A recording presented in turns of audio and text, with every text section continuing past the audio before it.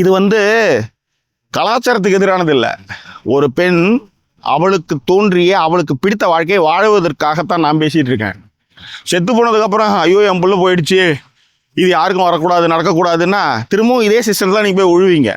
நான் சொல்ல வர்றது பொம்பளை பிள்ளைங்களுக்கு, நீங்கள் உங்கள் அப்பா அம்மா என்ன மாதிரியான தாட் ப்ராசஸில் அவங்க இருந்தாலும், மதம் சார்ந்து, கௌரவம் சார்ந்து, ஜாதி சார்ந்து இருந்தாலும் நீங்கள் கண்டிப்பாக வேலைக்கு போங்க. ஓகே, இந்த மாதிரி ஏதாவது ஒரு சிக்கல்கள் உங்களுக்கு வரும்பொழுது தூக்கி போட்டுட்டு சொந்த காலில் நிற்க எனக்கு முடியும். ஏன்னா நீங்கள் வேலைக்கு போய்ட்டுருக்கீங்க, உங்களுக்கு கிட்ட காசு இருக்குது.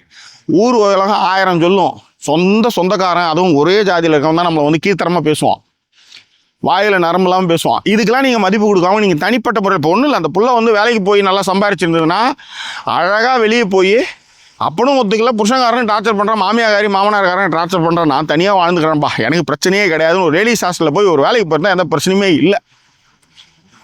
ஆனால் நம்ம சொல்லி வளர்க்கும் போதே என்ன பண்ணுறோம், ஒருவனுக்கு ஒருத்தி, ஒரு டிவோர்ஸ்க்கு அப்புறம் நம்ம கல்யாணம் பண்ணிக்க கூடாது. இந்த தாட் ப்ராசஸ்லாம் அந்த பொண்ணுக்கு போனதுனால தான் கஞ்சாங்கன்னு ஏகப்பட்ட விஷயங்கள். அதான் சொல்கிறேனே, நான் திரும்ப சொல்கிறது, வீட்டை விட்டு வெளியே வந்தால்தான் உலகமே தெரியும்.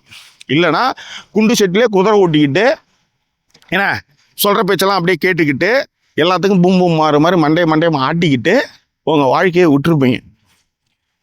திரும்பவும் சொல்கிறேன், படிப்பும் வேலையும் பெண்களுக்கு ரொம்ப முக்கியன்றதும், அப்பா அம்மா சொல்கிறது எல்லாத்தையும் வேத வாக்காகவும் எடுத்துக்கூடாது. சில நேரங்களில் அவர்கள் தவறு செய்யும் பொழுது, இல்லை பிடிக்காத ஒரு வரணையோ சொத்தின் காரணமாக நம்மளுக்கு பார்த்து கட்டி கொடுக்குறாங்க போகிறாங்க அப்படின்னும் போது கூட நீங்கள் அதை எதிர்க்கணும்னா நீங்கள் சுயமாக சிந்திக்கணும்.